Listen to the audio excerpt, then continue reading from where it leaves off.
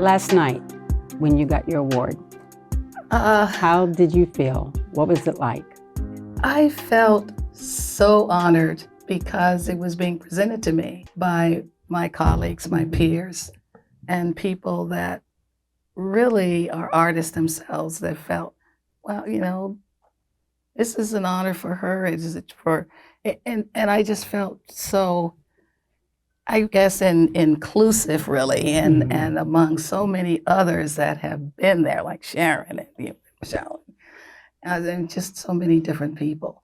And I felt that, what a journey. It didn't feel like it What was, a journey. Yeah. but what a journey with all of this. It just really was really a beautiful honor. What was beautiful for me when I was in the balcony with my ACD is that when you got up there with that beautiful gown and that necklace, and when the audience was standing up for a standing ovation for you, that kind of broke me that moment because I knew a little bit about your journey. Oh. And so it was quite a scene to see when everybody was giving you a standing ovation. It was, seemed like a lot of love in that room. Just lovely people that I know, like I said last night, by face and name, and some by name only. Right. But it just felt really real and sincere. And it kind of choked me a bit too, because I just thought, oh, wow, this is just amazing. It really is for the CDG. I think it just shows us we are all so important to this industry. Very much really, so. Really important. And I think, the pay equity and all this is just, it's really about time. It's been about time. So it really needs to happen for all of us. Well, my question, the first one to you, is how did you get started in costuming and who encouraged you to get started? Well, I have to say, one of the people encouraged me. My mom was an amazing seamstress. She was a surgical nurse, graduated from Honoree G. Phillips Hospital. But she was an amazing stitcher. I mean, she just loved to sew and crafts and all of that. And I remember helping her hem dresses that she was making for my grandmother. And she taught me how to do that. I was only about 7. And I progressed on the machine about 9 years old. She was really watching over me. She wanted me to run my fingers through because, of course, singers in that day didn't have a lot of safety. I think she was really a wonderful inspiration for me. And I think that's how I got started. And I loved watching movies. I mean, even at a young age on TV, any movie that comes on, it wasn't certain things. It was just movies. I just loved them. And I remember certain movies that just touched me, of people of women, of strong women and people of color. Right. Just different culture and just, it just, and the costumes, it just really, I thought, wow, this is something that I think I would like to do. And how old were you when you started to feel that way? I was probably maybe 12. Okay, wow. Early. Somewhere in there. Yeah. But I also thought, I admired my mother so much that I thought maybe I should become a nurse. Right. So I decided maybe this is the path that I would like to go. But my mom says, are you really going to give up? You love to sew, you love movies, and I also love history. Yes. The origins of things. And I thought, this is probably really good too. So when you first got started, and then when you realized you got your double A, right? AA. Yeah, I had my AA degree. And I was going on to UCLA to have my BA, had the test going, I was ready. But I ended up landing an opportunity of a lifetime. And that was the apprenticeship program for through affirmative action to train at 4 different studios. CBS Studio Center was one. I never thought I'd get it. So I was just continuing on saying, okay, I'm just putting that out of my mind because I know it's probably never going to happen. But it was like, oh my gosh, it was something just so phenomenal. How could that happen to someone like me? And my uncle, who was an educator, he had his PhD in education. In fact, he was one of a dean at USC. He said, oh, Francine, you don't want to give that up. You got to continue on. And you know how the film industry, you don't want to deal with those people. Right. Oh, he went through the whole thing. Oh, you really don't want to go down that road. And I thought, and I started thinking, this is something that I love to do. And it's an opportunity of a lifetime. Yeah. When will it ever come back? And so I really discussed it with my folks. What do you think? They said, you need to follow your heart. You need to follow what you want to do. Mm-hmm. And that's what I did. And I decided, I still thought, well, I'm going to keep going and try and, get my BA. But what came through was the apprenticeship program that out of 450 people, 2 of us went in 1972. Awesome. Awesome. It's unbelievable. I thought, wow. And so I started at CBS Studio Center for 3 months, every 3 months, and there was a representative to come out to make sure that I was being trained with designers and supervisors in the department, budget. I mean, it was an education. It was like squeezed into, it was a full year. But I almost felt I was going to my master's already because of what I was being exposed to. I mean, it was, you learn in the classroom, but it's nothing like touching it in real life. And I met so many incredible people that way. Is this when you were at Universal? Universal was my 3rd studio. Paramount was my 4th. So every 3 months I had to change. Wow. And so Vincent D decided, you remember, he hired me back at Universal as a stock clerk. Yeah. And that's when everything started. Your first film you designed was in 1989? No, it wasn't. That was actually Glory was actually your biggest film. Yeah, during my first that. one was a little film called Off the Wall. Right, I saw that. I was designing for prison wear. Wasn't that a trip? I was designing prisoners with doing all kinds of things in prison, with prison stripes. Oh, they had their own running teams and all these crazy things that they were doing, the wrestling team and sumo wrestlers. It was just, oh my God. And Paul Servino was in it. It was just, what year was this? Oh gosh, it had to be 87? maybe 86, 86? 85, somewhere in there. It was really, Patrick Cassidy, it was hilarious. So, but it was. You had to start somewhere. I had to start somewhere. I thought I was doing the best of both worlds. I mean, at that time, I had probably received my key costumer card probably at 24. I was a supervisor, and I thought, oh, I'm doing the best of both worlds here. I'm going to supervise union, and then what I'll do is do non-union as a designer. Well, I was like really sitting on top of it. Oh, great. That was my next question is how did you transition from costume supervisor to designer? I think being a costume supervisor then, it was almost like we were being assistant costume designers because our jobs were more than taking care of budget and all of that stuff. And you had the studio system that was still really running the accounting. So you were able to be with a designer, and many designers rather have costume supervisors. And at that time, it was male supervisors, women supervisors. Yeah. So it was great to be able to assist. And then sometimes, like working with Grady Hunt, he would just, you know what to do, Francine. He would just costume design for an episode of Teresa Graves with Get Christy Love. And sometimes that he would I would come up to the department, it was at Universal, and he would say, well, I would tell him, Teresa's not really, she doesn't really like this particular thing, Grady. And Francine, you know what to do. You go shop it or go in the stock, see what we have there, you can take care of it. Mhm. So I had the freedom of that. Wow. And before going on sets, Vincent D would have me dress all background on a lot of the different films.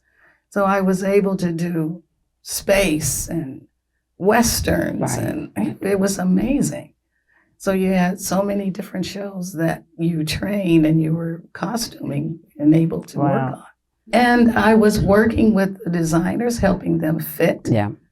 Yeah. It was such a training world. Mhm. Now, when you did Glory, it was so emotionally Very jarring and Yeah. stirring. Oh, I mean, how was it to work on for you? I think it was. At first, I thought, Francine, have you really lost your mind? Have you really come to do this film? Oh, and then some of the producers felt, how's a woman going to deal with grit and blood and all of this stuff? But Ed Zwick, the director, thought, well, why not a woman? Mhm. Good. They have been Awesome. going along, and some of them fought in the war too. Yeah. And they made the uniforms for their husbands, sons, and why not a woman? Mhm. I think that's probably Wow. a great idea. Mhm. So that's how it all Oh came my about. God. Can I ask you a question about Glory? The scene with Denzel, who plays Trip, is that right? Yeah. Yes. The iconic scene where he is in his white blouse, white shirt with the pants, and he has the tear in his eye. Where were you at that moment when that scene was taking place, and how did you feel? I was there on the set, and I knew that the makeup department was doing something special for the scarring that would be on his back. But nothing like when they tore his shirt open, and we all saw that. And the makeup department decided to use the actual iconic photograph of Peter Gordon, the probably the character that Will Smith portrayed. Yeah. Mhm. But I was right there, I feel, probably by the director near the camera. And when that shirt tore open, Carrie-Elle was one of the actors.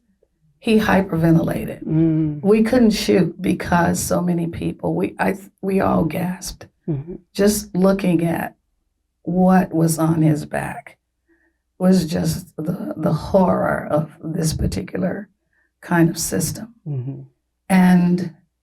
And we thought that we would, the medics were calming, or the director was trying to calm Carrie down, and it just wasn't working. It was because he and Denzel became such good friends. And it just did something, I think, to everyone to see that. Yeah. So I it imagine. was, it just took everyone's breath away, actually. And I just kept staring. And then I had to walk away because you say that this is makeup, but this occurred on a real person, real things that happen. And that's what you start thinking about. Mhm. Thank you for sharing that with us, because Yeah. that's one of my not favorite scene, but it's a very emotional scene. It's a movie that will always be dear to my heart Yeah. because I think it really put me into the Designers Guild. It kind of catapulted me into Mhm. the guild. Mhm. And it's just one that we all labored with love. And I think it was Norman Garwood, I can still remember, is the production designer. yeah. Mhm. And Freddie Fields is our DP, is just all of these wonderful, Freddie Francis, and it was Right. just great. Mhm. I mean, you've worked on so many films that go into our past as I, and slavery, but me and you discussed that's not the term you like to use. No, no. I do not like to use, because slavery to me is it doesn't define a person. There is a terminology that I like using is enslaved. It's something that has happened to a person, like homelessness. You don't say that that's a homeless person. No, this person is experiencing that for maybe a brief moment. But I like, we're all looking at each other as human beings. We're all humans on this planet. And that's how I like to look at people. And that's why I like being so inclusive. It doesn't, I really look at that because I just see everyone's beautiful texture and complexion and colors, and all of us, whatever, we are, whatever gender, whatever we want to call ourselves. We're humans first. Yes. Yeah. And that's, I think, is where we should respect each other as human beings first, and then really try and learn from one another in our culture, because there are so many beautiful culture right out here that, we have our own ancestries and our own heritages, and I love listening to it because, I used to really listen to my grandparents, and they tell the stories about certain things. And I have two grandfathers that worked the railroad, and one was a Pullman porter, and he used to talk about how he took pride in his white uniform being starched and clean. It's listening to all those stories. And I just think we all have wonderful stories to tell, wherever we come from and whoever we are. It's just that kind of beauty about life. Wow. Francine, your heart is so big, and you are so full of compassion, and you're such a humanitarian. And I feel like everything always shows on the film, like emancipation. I mean, please explain. I mean, they were so scarce with the clothing to me. Like, they look so desperate. You did such a wonderful job, and I love your fresh take on the enslaved women. So please explain how you derived at that design. I was really looking at a lot of research.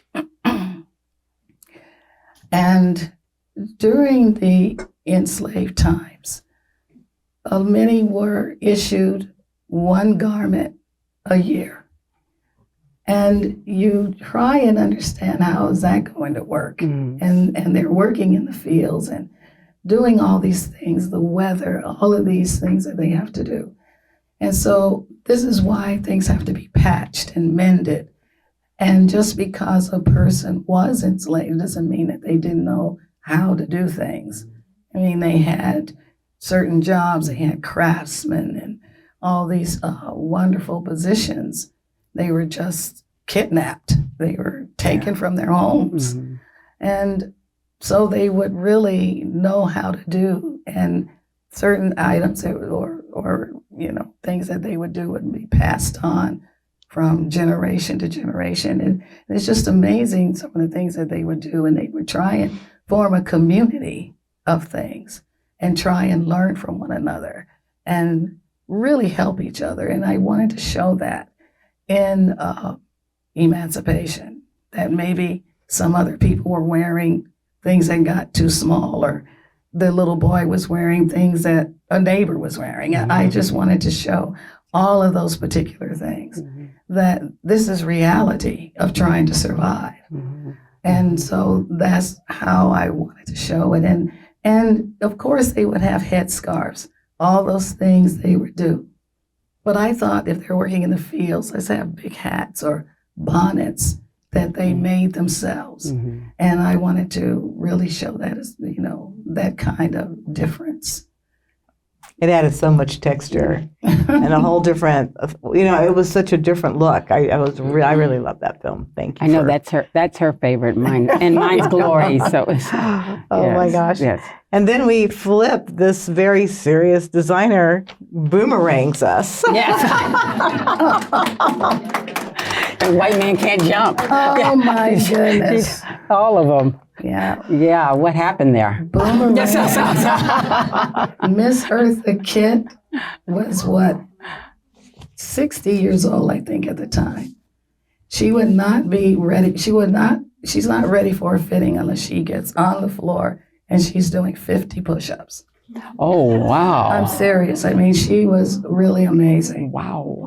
And I really did a lot of meditating and prayer before I fitted her, because I was hearing that, whoa, she can eat costume designers alive.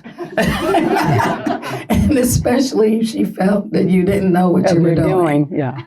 Mm-hmm. And I remember Reginald Hudlin saying, she can pick that up in a minute. So I thought, oh yeah, great, Reginald. Thank you for that encouraging word. And it was and she wanted everything built, everything. Wow. So I love the idea of building her corset. Mm-hmm. She loved that the best.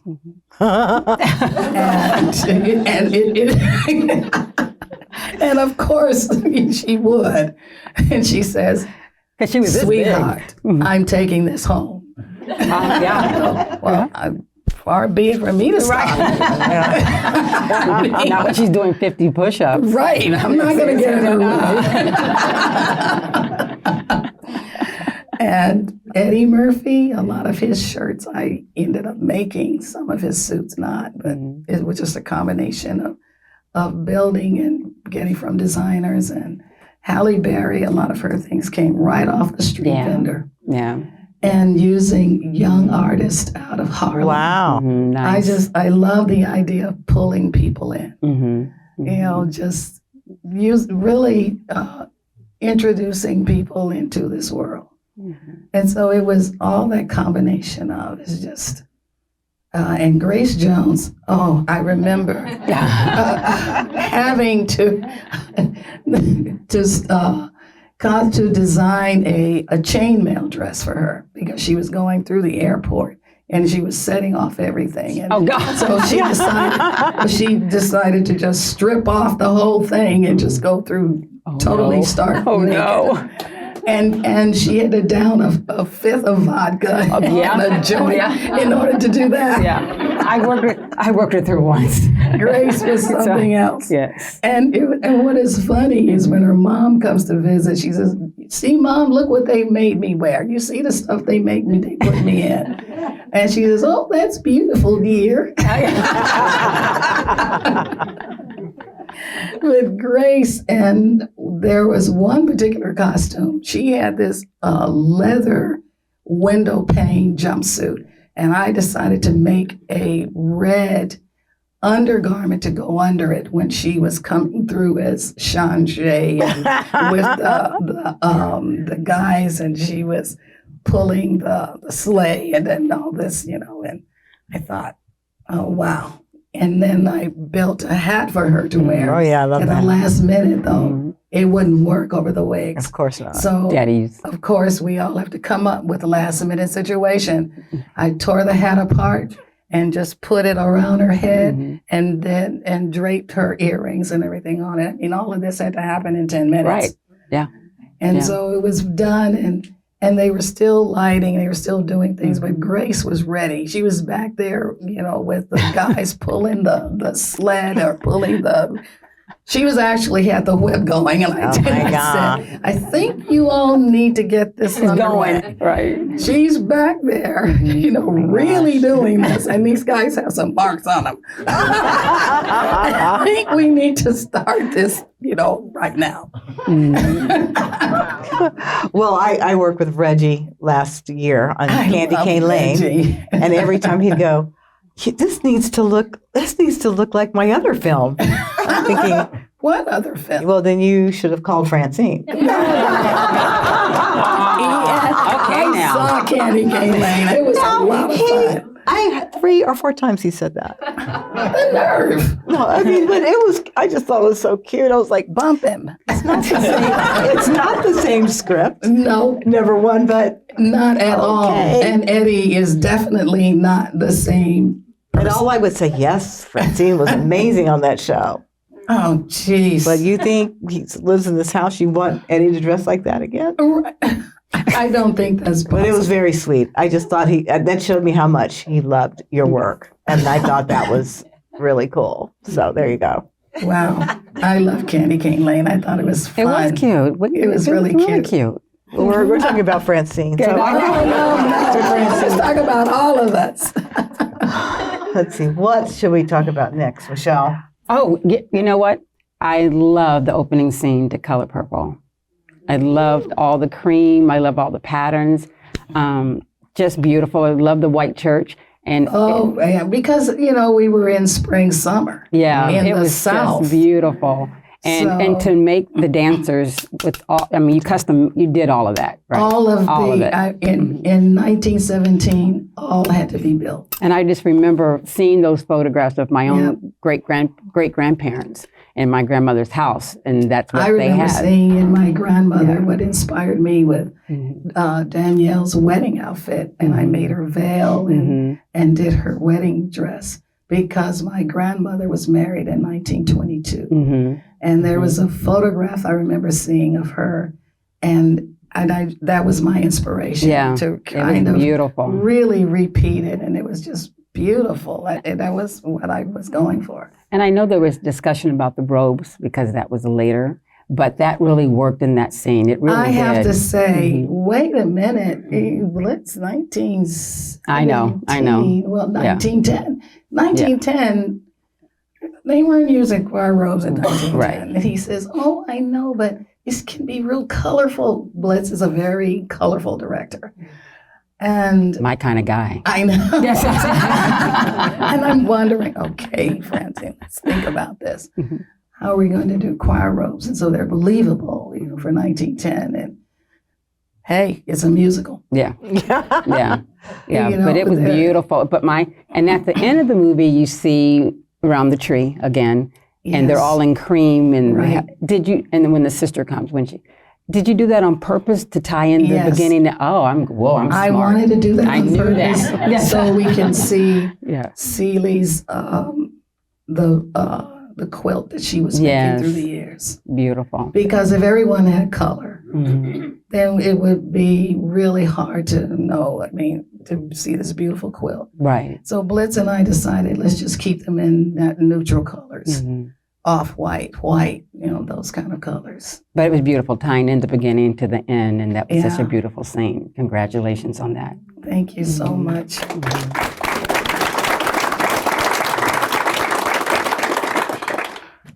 Let's It's see. your turn. My turn? It's my turn. Let's see our list of questions where I can go.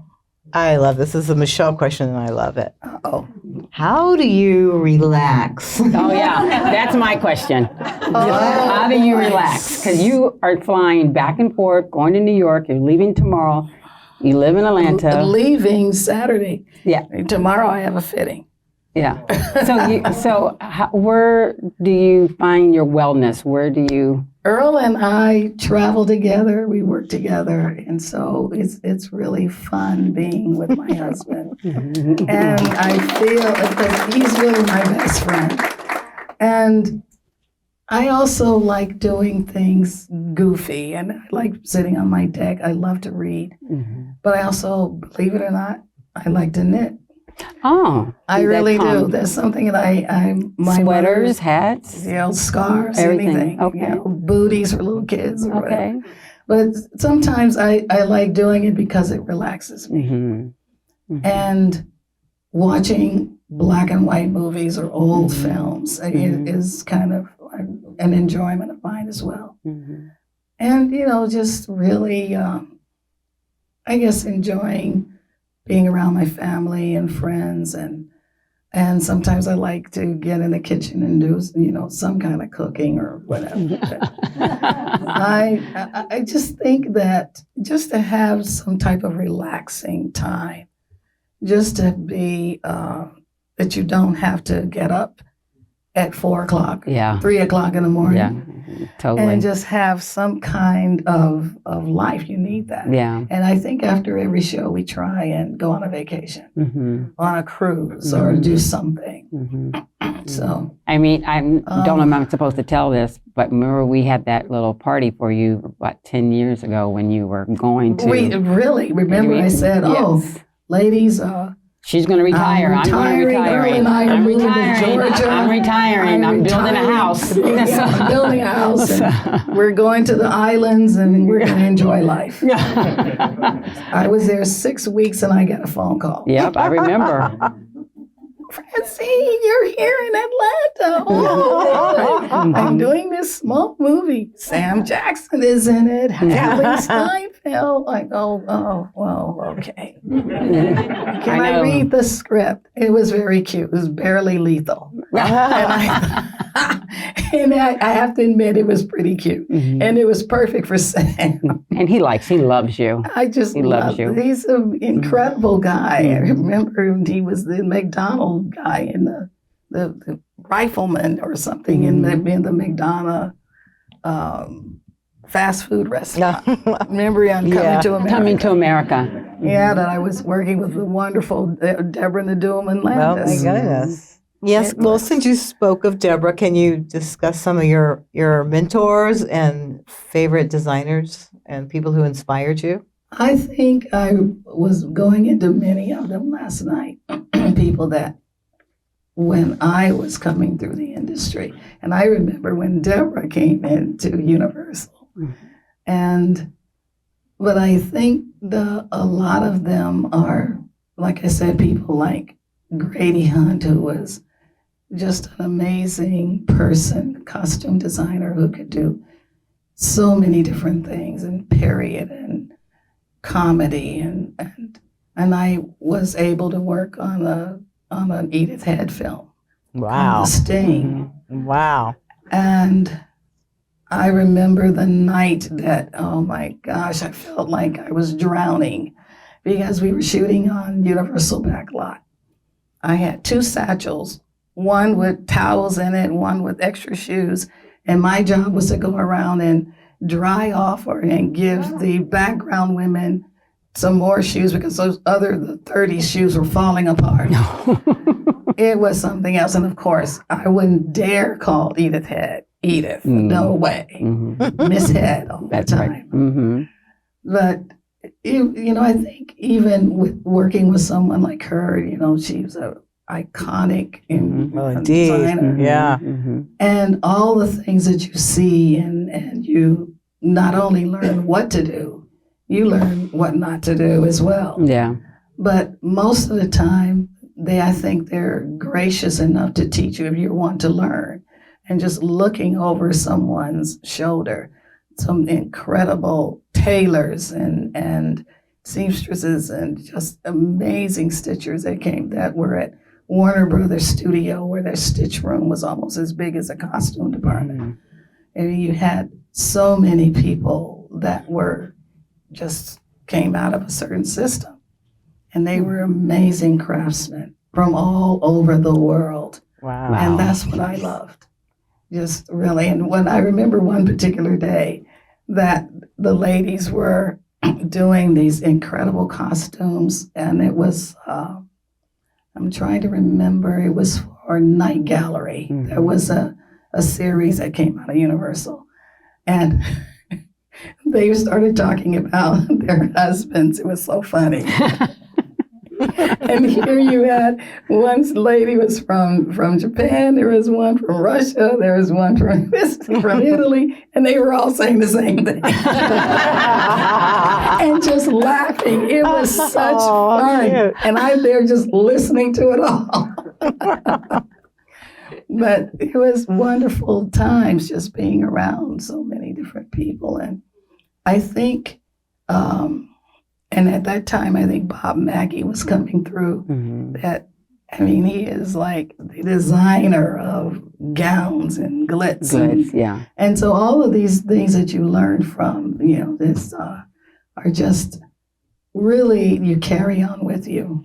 They do. And the Westerns that you just seem to work on quite a bit, and how to age and over dye costumes. And because in the days we were coming, costumers did it all. We did it all. We aged. sure did. We and did all of it. overdyed and And did sprayed the everything, shoes and did everything. everything. We did everything. Painted shoes, everything.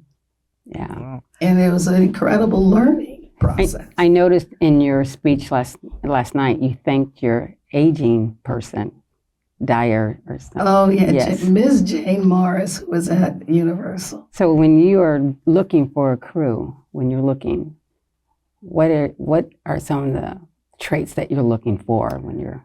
I think for me, one of the things is, are you able to do the job? And are you passionate enough about doing the job? Because you're not watching the clock wondering, well, when is this job going to end? Yeah, I think in order to do costumes, to do what we do, you have to have a real passion for what you do. Yeah. Because otherwise it can get really, it's never mundane. No, I don't think that at all. If it's mundane to people, something is real wrong. But I really feel that you have to look at it as, this is an art form for me. Yes. This is something I love to do. Amen. And that old saying, if you're doing what you love, you never work a day in your life. And it's really true. Because I just really think all these many years, I can still be nervous going on a film. I can still be excited about going on it. It is just, it never, I don't think you ever really lose that. You're just thinking, oh, how can I express for this character? How can this character come to life on the screen? And so many people, of course, you hear from actors all the time. They never really know their character till they're in costume. That's right. So very much so. Yeah. Oh my God. Is it time to open the room? Can you tell us about the continuity of the first scene of The Color Purple? Well, let me think now. The continuity of it, Of going through those different all those different costumes, and all those. I don't think anybody knows the truth of that scene, and it is. Oh, right. That church scene was supposed to be one scene, right? We traveled from Jekyll Island, Savannah, Jekyll Island. We moved into Macon. We moved into 4 different cities, and we were not carrying any of the background. All the background had to be refit. And some of the dancers had to be redone. When all those costumes were built for them, everything had to be, it was just a nightmare. And that was really front loaded. Not only that scene, it was also the scene of the timetable. What you didn't see on screen, we were going through 1960, 1980, and 2000. So everything was changing in time until I think the studio just let the director know that they didn't really like it. So they cut out the other periods. Got it. But we still shot it. Right. Oh my God. And all of that was front loaded the first 2 weeks Oh God. of filming. You survived it. Barely. Barely. I really just could not believe it. And so I said, well, they're not going to change. What are you going to do? We got to do the best we can with a wonderful crew that we had, at least, and just go for it. Is there any other questions? My question is there a dream genre that you have not designed yet that you would like to? Good question. Wow, that's a very good question. That's a good question. Let me think about that one. Something Star Trek-y. She's kind of virtuosity. Virtuosity. I did I remember Joe Tompkins and I working on a film as costumers, set costumers, many years ago. And we were in ankle-deep mud in Griffith Park, working on a film called Judge Dee and the Monastery Murders. And it was the 15th century Chinese mystery. And it was the amazing Asian actors I have ever worked with. And some so iconic. One was Miko Taka. Oh, Oh my gosh, I just thought, oh my gosh, I love Sayonara Justly. And she goes, calm down, kid. It's gonna be fine. And she just, James Shigeta, calling all Asian actors in. Didn't care if they were Chinese or just, it was just, how the story goes at times. But I just thought the costumes, that particular period and working around another heritage, another culture was fun. And I like doing that. And so there it is, I think, right? Oh, there's Tracy. Tracy's up there. Tracy. Hi, Tracy. Hello. Okay, so Oh, I love your voice. Yeah. I sound like a mouse. Okay. I sound like a frog today, so I mean. So I have two questions. Actually, someone wanted me to ask. How much prep time did you have for The Color Purple? Not enough. 3 months. That was it. To build everything. To build as much as we can build. There were 40 musicians for the scene, the dream scene with them coming down the stairs. And I was also had contacted Mark Bridges because he used someone wonderful for gowns of that period. But anyway, it was the tuxedos.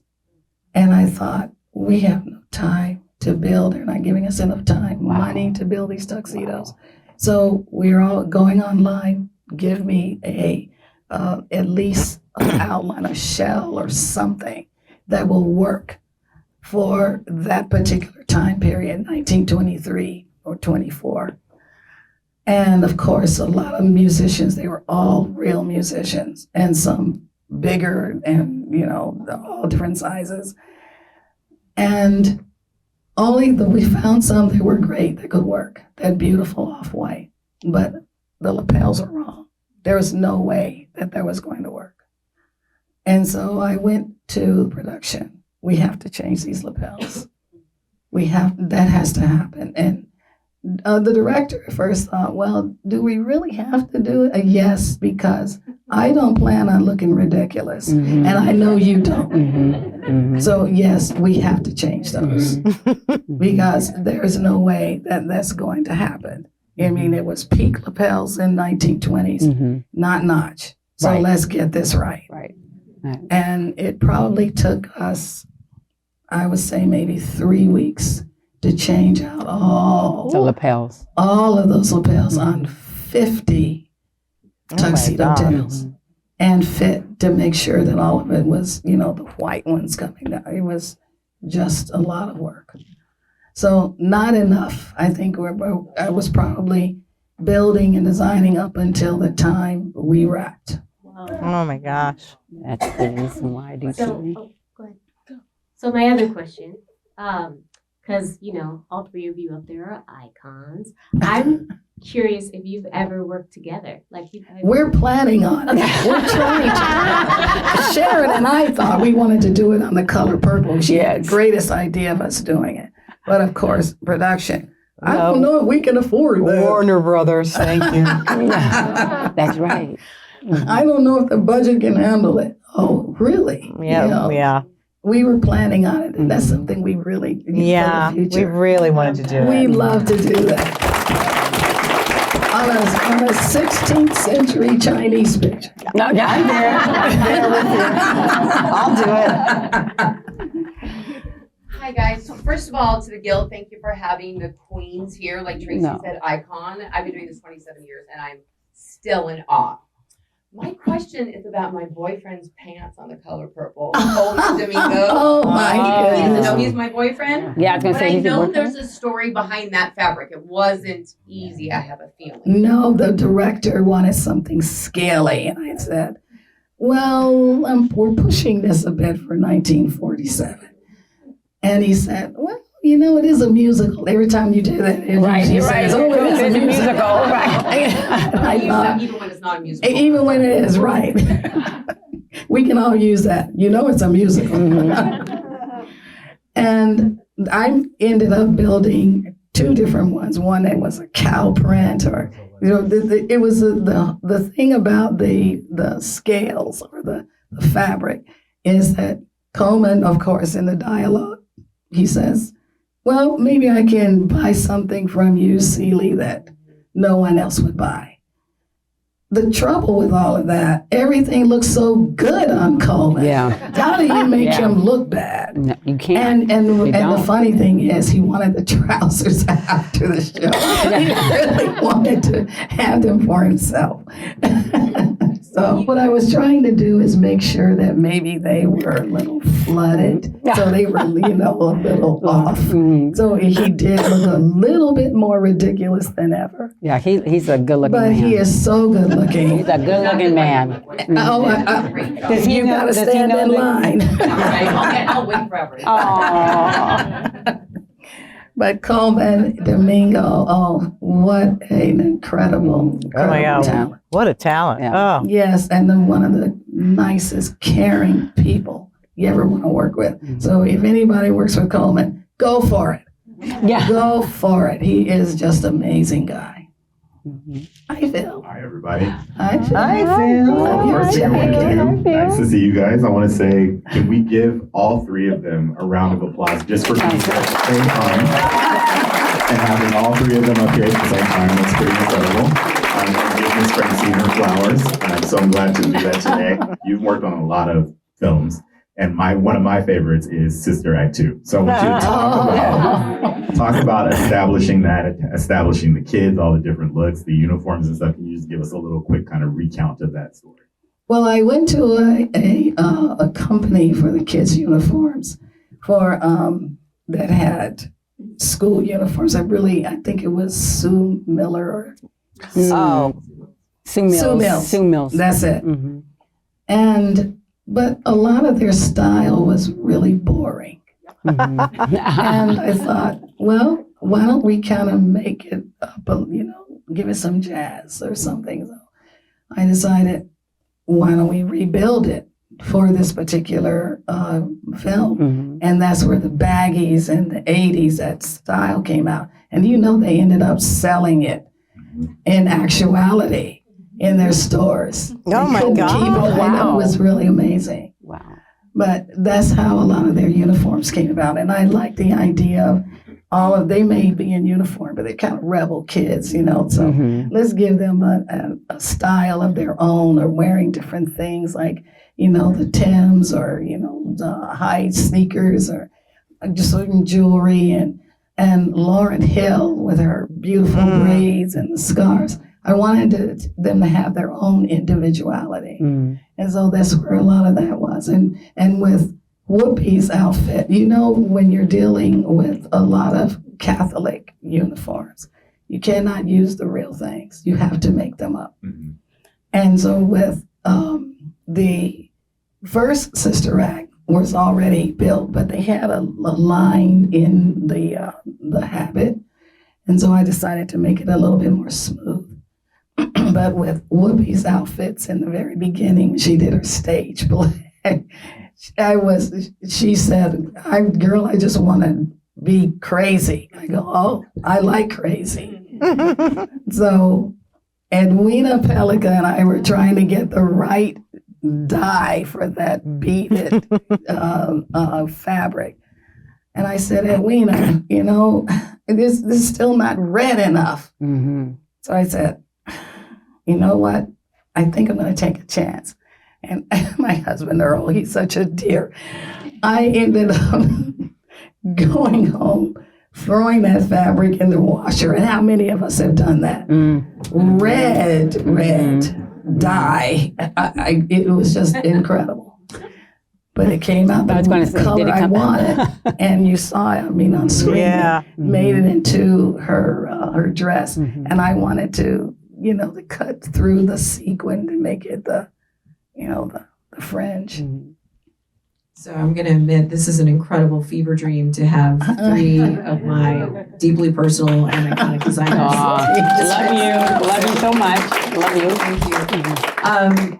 Because everyone knows I am an activist and a designer, I'm very curious about the perspective that you would be willing to share on the state of costume design today, where we are in the present moment, where you feel we are going in the future, and how do we restore the respect and the artistry of what we do?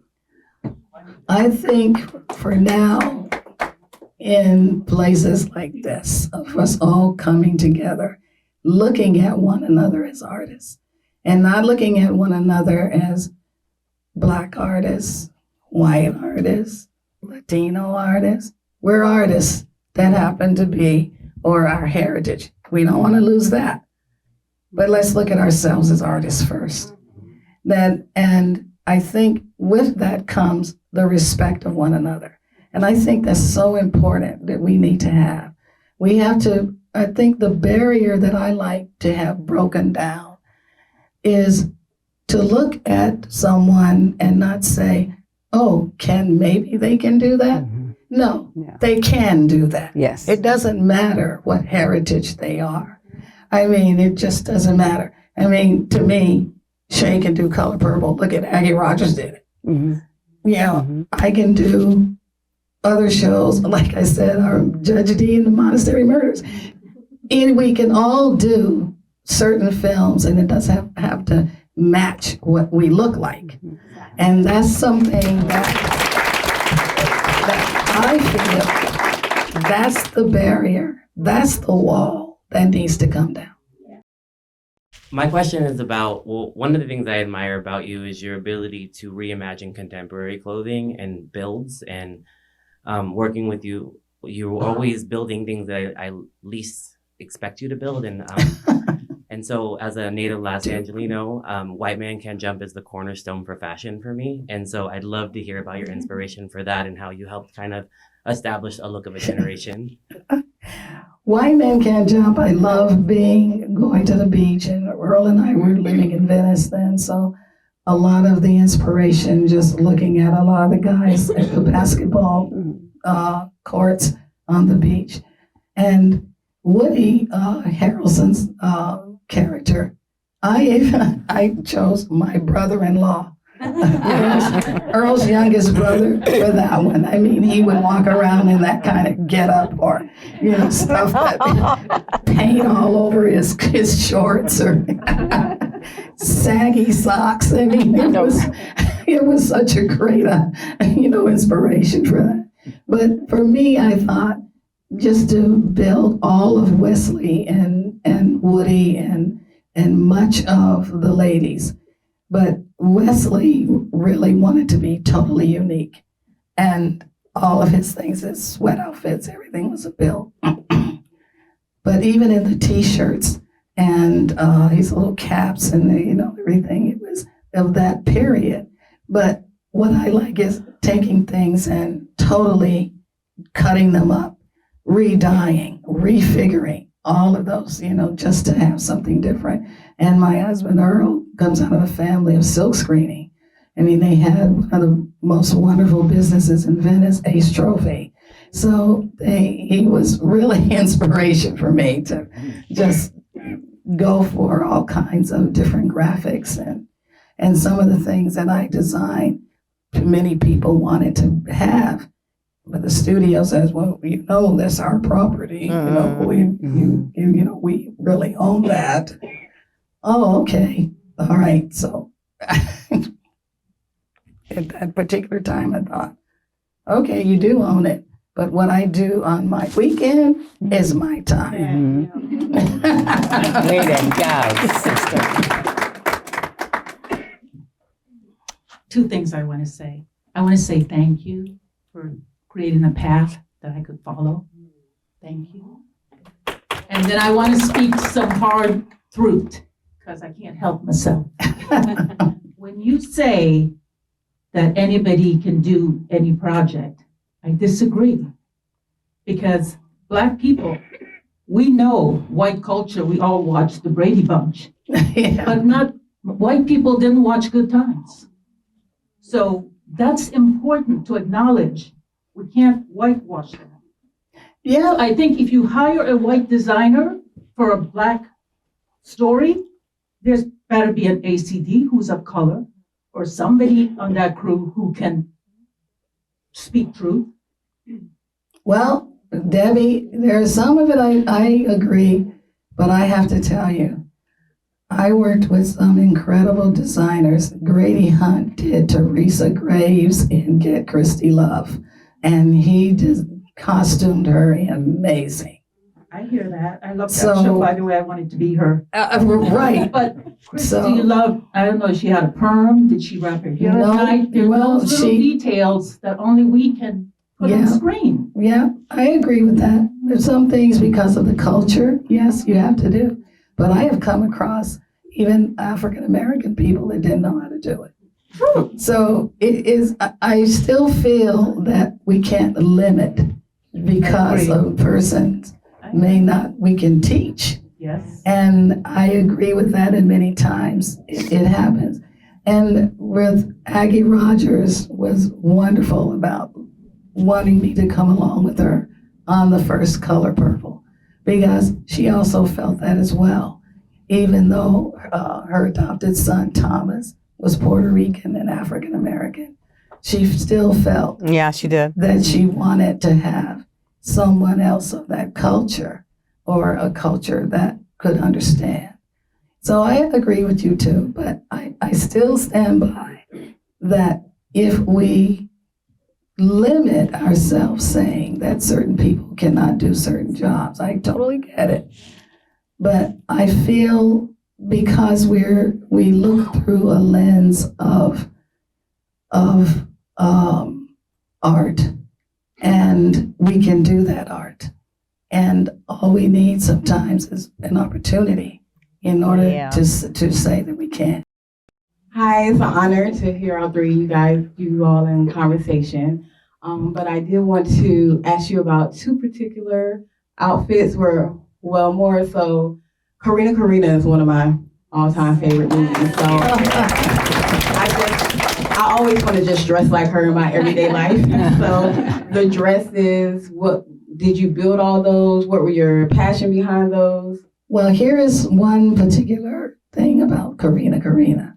There is a designer that was working on that show, and he became ill. So we didn't have much time. And Whoopi decided there was a tailor at Universal that wanted him to do a lot of her dresses. And so he did a lot of Whoopi, and I did everyone else, including the little girl, which a lot of her dresses, I remember how my mother made mine. So there are things that I could remember from childhood. Who was it? Was it John? Hales? John Hales. Yeah. John Hales. And then the other outfit, I always think about, what was your inspiration behind John Witherspoon's Thanksgiving suit and boomerang? That's a good question. John Witherspoon came in. He was not cast to really the last minute. And I was really desperate trying to figure, what does this man, because I thought, to me, he was really about a leisure suit. It was something about the old, mind leisure suit that I think would work for him. And I ended up going into early Halloween. And we were just desperate trying to find something because he was working the next day. There was not a lot of time to build anything. I thought, oh my goodness, what is going on here? Reggie, you should give us more time. Yeah, that'll be the day. Right. And there was two of the assistants that worked there brought out this really goofy look. She says, I don't know if you really like this, but I'm going to show it to you anyway. I could not believe it. 3-piece with the lining, and go, this is like, I cannot get over it. And it's like a miracle. And it was his size, and it had a little alteration. But when it showed up and he was in it, he goes, coordinate, I gotta coordinate. He started doing that in a lot of his comedy. He was coordinating everything on stage. So It was funny. really funny. That's how that outfit came about. Thank you so much for sharing.